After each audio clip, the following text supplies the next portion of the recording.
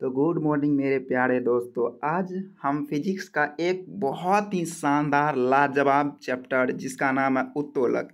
ये चैप्टर बहुत सारे बच्चे को समझ में नहीं आता है, लेकिन ये चैप्टर इतना मज़ेदार है कि एक बार समझ लेने के बाद लाइफ टाइम कभी नहीं भूलोगे, और गारंटी है कि इस चैप्टर से आने वाले हर एक प्रश्न को आप बना पाओगे। तो चलिए देखते हैं।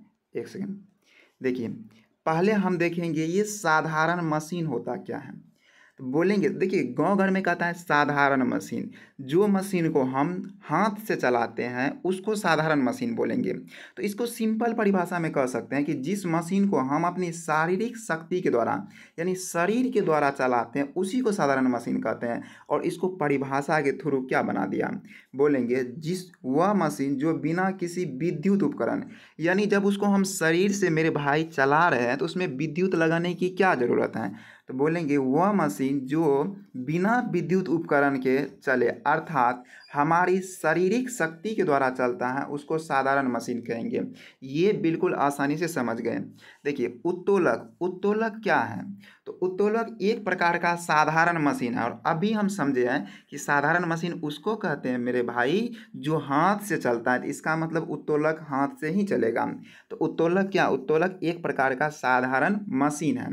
तो उत्तोलक को समझने से पहले एक फिगर को देख लेते हैं। चलिए, ये फिगर है। देखिए फिगर में तीन चीज़ होता है। जैसे अगर मान लेते हैं ये एक उत्तोलक यहाँ हम बनाते हैं, ये उत्तोलक है, यहाँ कोई वस्तु रखा हुआ है और यहाँ से हम बल लगा रहे हैं। देखिए यहाँ तीन चीज़ होता है। एक तो जहाँ से ये वस्तु रखा है यहाँ से कोई चीज़ घूमेगा, यानी ये लकड़ी, देखिए ये लकड़ी या तो यहीं से नीचे जाएगा और यहीं से ऊपर जाएगा। तो ये स्थान जहाँ से कोई वस्तु घूमता है उस स्थान को आलम कहते हैं। यानी जिस स्थान से कोई वस्तु घूमता है उस स्थान को क्या कहते हैं, आलम्ब। और जहाँ पे कोई वस्तु रखा होता है उसको क्या कहते हैं, भार, यानी वजन। कहने का मतलब ये हुआ हम इस उत्तोलक की सहायता से कोई ना कोई तो वस्तु को ही उठाएंगे। तो जिस स्थान पे कोई वस्तु रखा रहता है उस स्थान को क्या कहते हैं, भार। ये समझ गए। अब एक होता है वह स्थान जहाँ से हम बल लगाते हैं। तो जिस स्थान से हम बल लगाते हैं उसको क्या कहते हैं, आयास। तो हम आयास को कह सकते हैं बल। और भार का तो समझ में आ गया, जहाँ से कोई भार लगाते हैं उसको क्या कहेंगे, भार। आलम्ब, आलम उसको कहते हैं जहाँ से यह घूमता है उसको आलम। और आयास उसको कहते हैं जहाँ से हम क्या लगाते हैं, बल लगाते हैं। तो चलिए अब इसके परिभाषा को देखते हैं। देखिए उत्तोलक का परिभाषा क्या होता है। उत्तोलक का परिभाषा होता है कि यह आलम्ब, भार और आयास से बना होता है। जैसे अभी यहाँ पे हम समझ गए, ये क्या होता है आलम्ब, ये क्या होता है भार, और ये क्या होता है आयास। इसी को तो मेरे भाई उत्तोलक कहते हैं। देखिए कितना आसान परिभाषा होता है। ये आलम्ब हो गया, ये भार हो गया और ये आयास हो गया, और इस तीनों को मिला देंगे तो इसको क्या कहेंगे, उत्तोलक कहेंगे। उत्तोलक क्या है, तो उत्तोलक एक साधारण मशीन है जो क्या करता है, हमारी काम को आसान करता है। कोई भी मशीन है वो हमारी काम को क्या करता है, आसान करता है। तो इनको समझ गए। अब देखिए, अब हम बारी बारी से तीनों को समझते हैं। देखिए आलम्ब होता क्या है। आलम्ब होता है, बोलेंगे जिस स्थान से कोई वस्तु घूमता है या जिस स्थान से यह घूमता है उस स्थान को क्या कहते हैं, तो उस स्थान को आलम कहते हैं। हम आसानी से समझ गए आलम होता क्या है।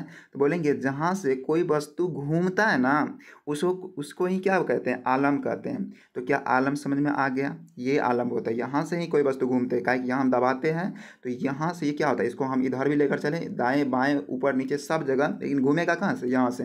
तो जहाँ से कोई घूमता है उसी को क्या कहेंगे, आलम। समझ में आ गया। अगला होता है भार। भार भी हम समझते हैं, भार क्या होता है, तो मशीन जिस वस्तु को उठा रहा होता है उसे क्या कहते हैं, उसे भार कहते हैं। यानी भार वे होता है जो, देखिए जैसे ये हाथ है, हम हाथ से इसको दबाएंगे तो यहाँ कोई वस्तु रखा रहेगा, वही वस्तु क्या होगा, उठेगा, नीचे जाएगा। तो भार उसको कहेंगे। तो मशीन जिस वस्तु को उठा रहा होता है उस वस्तु को क्या कहते हैं, भार कहते हैं। भार भी समझ में आ गया। अगला होता है आयास। आयास को हम प्रयास, देखो इसको नाम समझो, आयास प्रयास। प्रयास कहाँ करते हैं, जहाँ पे हम बल लगाते हैं। तो आयास से क्या याद रखिएगा, प्रयास। आयास प्रयास, प्रयास का अर्थ होता है कि हम बल लगाते हैं। तो बोलेंगे जिस स्थान से, बोल नहीं बल होगा, जिस स्थान से बल लगाया जाता है, जिस स्थान से बल लगाया जाता है उसे क्या कहते हैं? आयास कहते हैं। यहाँ पे बल लिख लीजिएगा। जिस स्थान से बल लगाया जाता है उस स्थान को क्या कहते हैं? आयास कहते हैं। फिर से हम इस फिगर को समझ लेते हैं। यहाँ पे देखिए, ये कौन सी हो गया? ये हो गया आलम्ब। आलम्ब हो गया। यहाँ से आप फिगर को देख के समझ सकते हैं, ये हो गया आलम्ब। और यहाँ प्रयास कर रहा है, मतलब यहाँ पे आयास लग रहा है, और यहाँ पे क्या है? भार है। इस फिगर को हम समझ गए। अब देखिए, अगर फिगर में नाम नहीं दिया रहेगा तो भी आप समझ में आ जाएगा। इसको आलम्ब कहते हैं, इसको क्या कहते हैं? इसको आयास कहते हैं, और इसको क्या कहते हैं? भार कहते हैं। अब हम उत्तोलक का फिगर देख के उसके नाम को लिख सकते हैं। आगे देखते हैं उत्तोलक के प्रकार।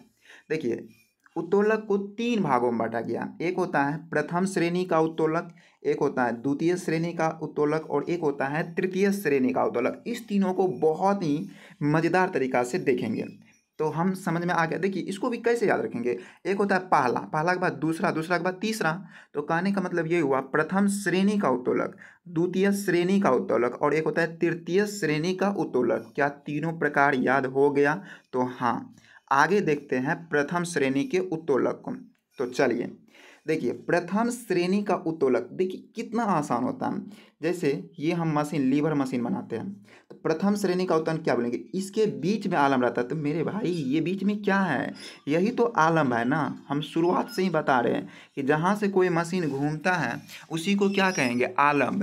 तो देखिए, तो इसके आलम कहाँ है? आलम बीच में है। या तो वस्तु को इस साइड रख सकते हैं, या तो वस्तु को इधर रख सकते हैं, या तो बल इधर लगा सकते हैं, या तो बल इधर लगा सकते हैं। लेकिन आलम कहाँ होगा? आलम बीच में ही होगा। तो बोलेंगे प्रथम श्रेणी के उत्तोलक, इसके बीच में आलम रहता है। तो क्या आसान से याद नहीं होगा? मतलब बीच में आलम होगा तो उसको कौन सा श्रेणी का उत्तोलक कहेंगे? प्रथम श्रेणी का। जैसे ये देखिए, ये कोई दादाजी है, अरे दादाजी नहीं, चाचा जी लग रहा है। ये बल लगा रहा है, और बल लगा रहा है तो यहाँ से कोई वस्तु घूमेगा। तो जहाँ से कोई वस्तु घूमेगा तो बताइए आलम कहाँ है? बीच में है। आलम कहाँ है? बीच में है। ये प्रथम श्रेणी के उत्तोलक हुए कि नहीं? तो बोलेंगे आसानी से हुई। देखिए, ये है पिलास, जिसको गांव घर में किसी तार सबको पकड़ने में मेनली प्रयोग किया जाता है। देखिए, इधर हम क्या लगा रहे हैं? भार। तो यहाँ पे बल लगा रहे हैं, यहाँ पे क्या कर रहे हैं? बल लगा रहे हैं। और यहाँ पे क्या है? वस्तु यानी भार। यहाँ बल लगा रहे हैं, यहाँ भार है। और आलम देखिए तो बीच में है कि नहीं? तो बोलेंगे हाँ, आलम बीच में है। तो क्या ये प्रथम श्रेणी का उत्तोलक है? तो बोलेंगे हाँ।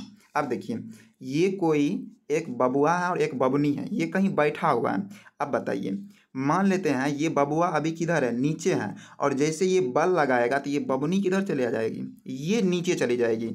तो इसका कहने का मतलब ये हुआ, या तो वस्तु का ये काम करेगा, या तो वस्तु का ये काम करेगा। कभी भार का ये काम करेगा, कभी भार का ये काम करेगा। लेकिन आलम कहाँ रहेगा? आलम तो बीच में ही रहेगा ना।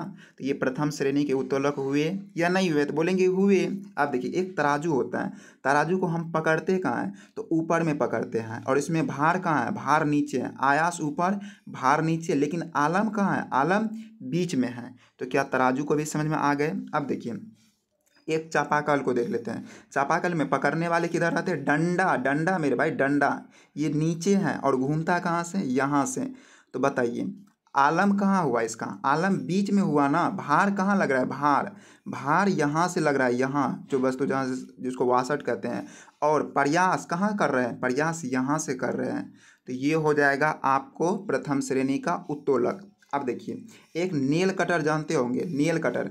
नेल कटर में भी आलम, अब शॉर्टकट में हम समझ लेते हैं। नेल कटर में भी आलम देखिए यहाँ से घूमता है, तो आलम कहाँ हो गया? बीच में हो गया। भार कहाँ लग रहा है? भार यहाँ पे लग रहा है। भार कहाँ लग रहा है? यहाँ पे। और आयास, आयास कहाँ लग रहा है? यहाँ पे लग रहा है। तो हम मेनली ये देख रहे हैं सब में कि जिसके बीच में आलम होता है ना, वे सभी क्या होते हैं? प्रथम श्रेणी के उत्तोलक। तो इसको भी समझ में आ गए। अब देखते हैं द्वितीय श्रेणी के उत्तोलक को।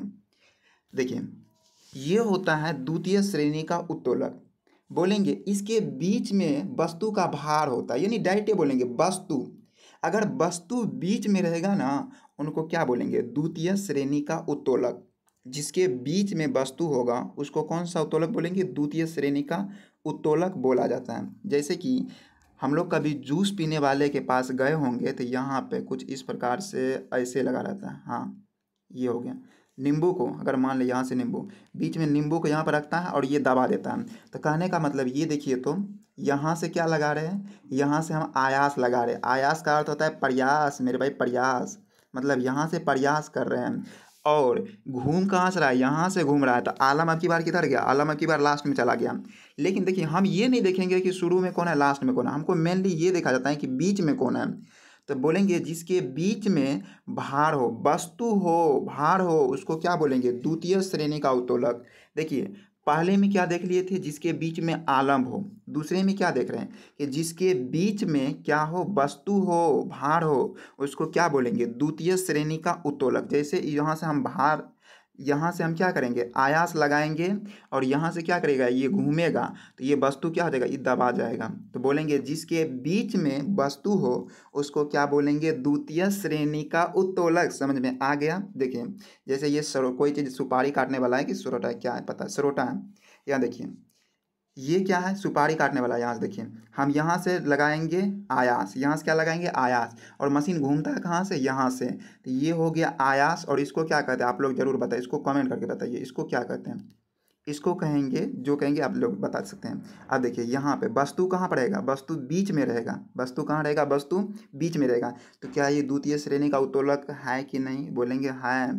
तो नींबू निचोड़ने का मशीन, सरोटा। अब देखिए कूड़ा गाड़ी को समझ लेते हैं। देखिए ये कूड़ा गाड़ी हुआ, कूड़ा गाड़ी घूमता है कहाँ से, आगे से। हम बल कहाँ से लगाते हैं, पीछे से, यहाँ से। इसको बोलेंगे आयास। यहाँ पे रहता है आलम्ब। और लेकिन भार, वस्तु कहाँ रहता है, वस्तु रहता है बीच में। किसी को पकड़ के कहाँ करेंगे, बीच में डाल देंगे, तो वस्तु कहाँ रहता है, वस्तु बीच में रहता है। तो ये हो गया द्वितीय श्रेणी का उत्तोलक। क्या द्वितीय श्रेणी के उत्तोलक को समझ में आ गया।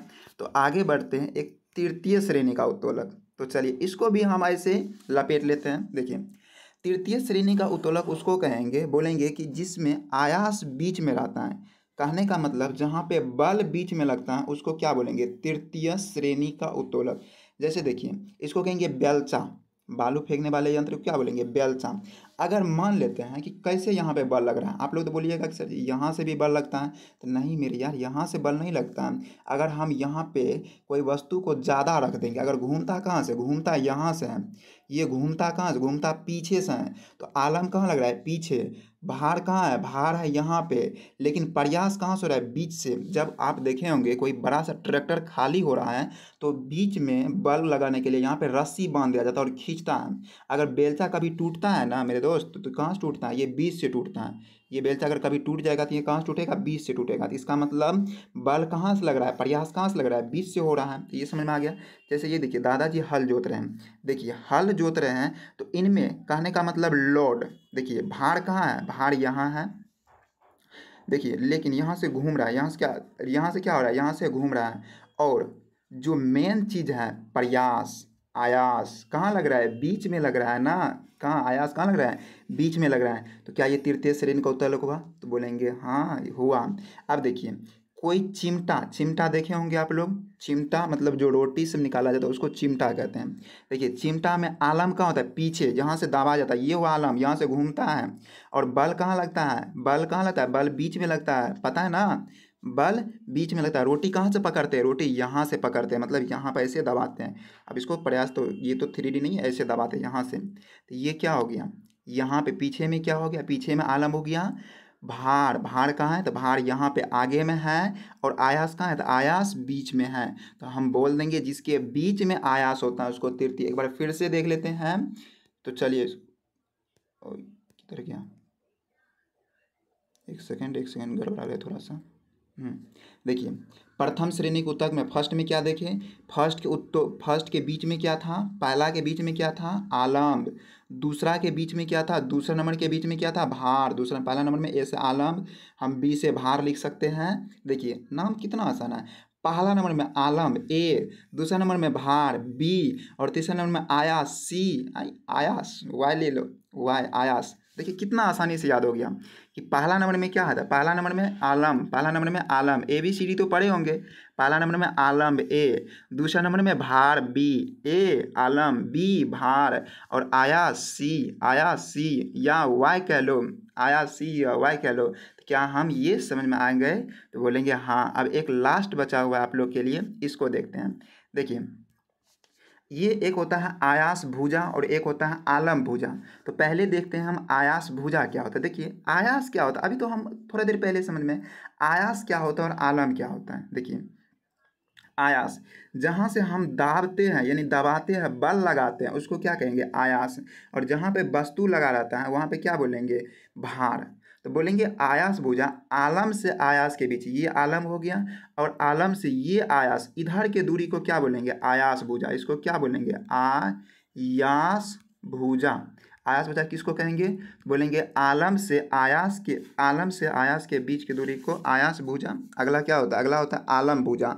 आलम्ब भुजा। तो बोलेंगे आलम से भार, यहाँ पे आलम से क्या होगा? भार, भार नहीं भार। आलम से भार के बीच की दूरी को क्या बोलेंगे? आलम भुजा। देखिए ये आसान है, बहुत आसान है। मतलब आलम से बीच में क्या होता है? बीच में हम आलम को ले लिए, तो आलम से आयास जाएंगे तो आयास भुजा, और आलम से भार जाएंगे तो भार भुजा। तो आज की क्लास को और ये पूरा का पूरा उत्तोलक खत्म भी हो चुका है। इस चैप्टर से जितने भी एग्जाम्पल आएंगे उम्मीद है कि उन सभी को आप बना लोगे। तो अगर ये वीडियो आपको पसंद आते हैं तो आप इसे एक लाइक और एक सब्सक्राइब अपने प्यार के लिए ज़रूर दें। तो जय हिंद, लेते हैं विदा, मिलते हैं अगली क्लास में।